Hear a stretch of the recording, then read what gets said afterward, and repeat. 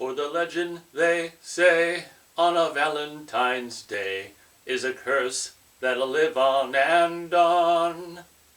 Welcome, huge movie fanatic Nate, stopping on by on this Valentine's Day for a relatively appropriate video. I got this several years back, been meaning to showcase it, but there's just too many videos to make and not enough time, and I never got around to it until just now. As you can see, this is a really cool item that I've never, I've been a fan of the original My Bloody Valentine since I was 12 in the late 80s.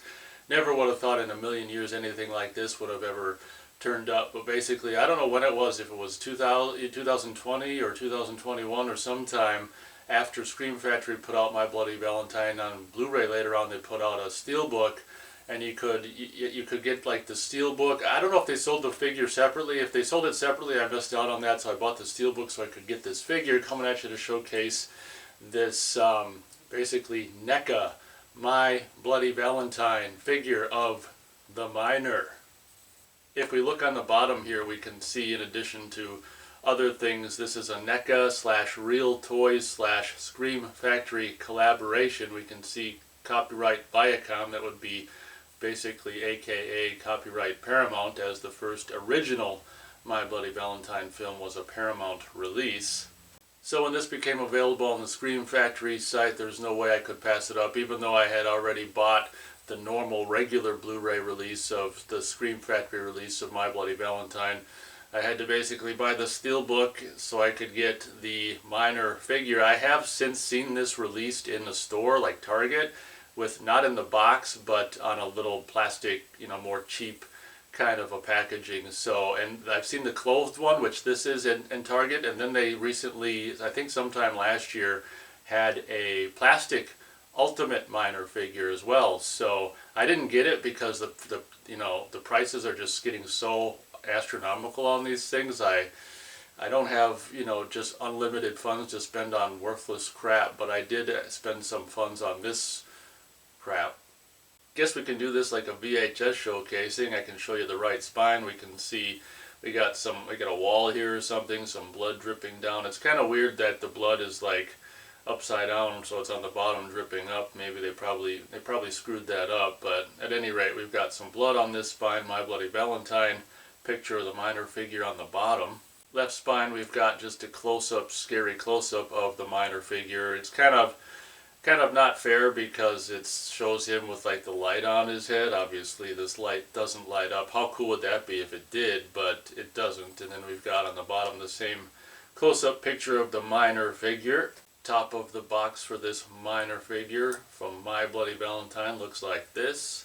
Really gets pretty cool when we look at the back here. Just more shots, obviously, of the product, the miner figure. I gotta tell you, they know how to light it to make it look great. I remember before this ever came out, and there were images like this online. I showed Beth, and she's like, "Oh, that's cool." And then I'm like, I don't think she knew it was a figure. She thought it was just a still from the movie. I'm like, "Well, take another look. This is a figure coming out." And she's like, "No way." And I'm like, "Yep, it sure is." So, I mean, how cool is that? Obviously, they know how to make it look the coolest, being the company themselves, and whatever, having really cool photos taken in the ideal light with a kind of a mine background there. As we pan further down, we can see some extra poses here. The miner posing with the little candy heart, which we'll see in a bit, is also included with this release. And then another one of the miner just with the pickaxe raised, ready to strike. In these two smaller images, as we can see, are featured or located in these little bloody splattered heart shapes, which is really kind of cool. On the bottom here, we can see My Bloody Valentine, and under that we can read, "A decades-old folktale surrounding a deranged murderer killing those who celebrate Valentine's Day turns out to be true to legend when a group defies the killer's order and people start turning up dead."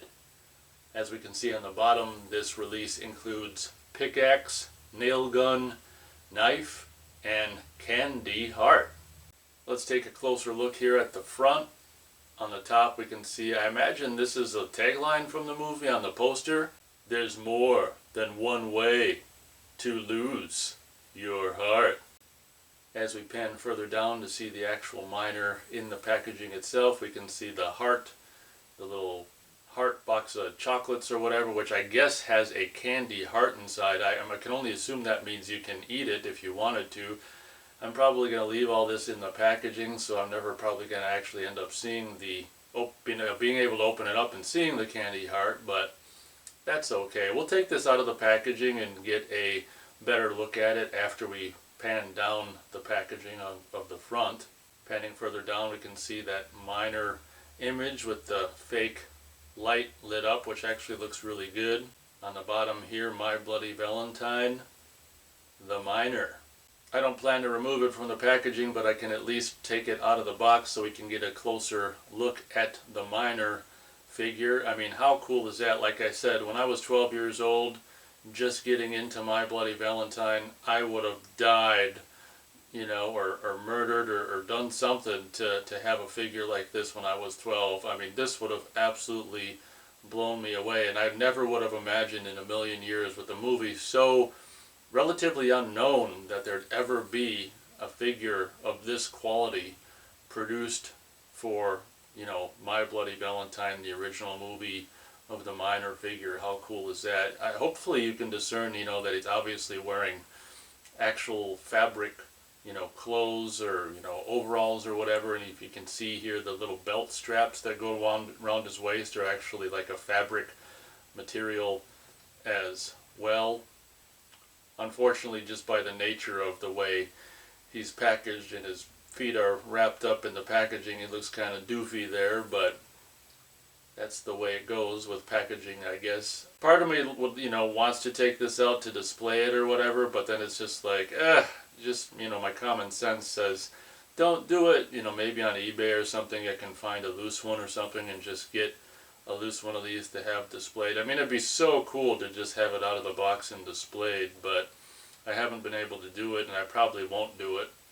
As we can see in the bottom corner there, we got the nail gun, which is featured in the film to nail Hollis, if you will. And then on the other side, we've got the knife, which I think only appears at the very end when his pickaxe gets stuck, you know, in the mine wall or whatever. In the final confrontation, the knife comes out as a last resort.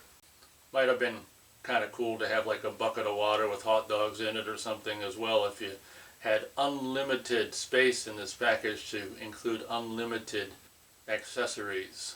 Guess that about does it for this showcasing. Hope you guys enjoyed. Thanks so much for watching, and as always, we'll catch you on the next video. And no one will know as the years come and go of the horror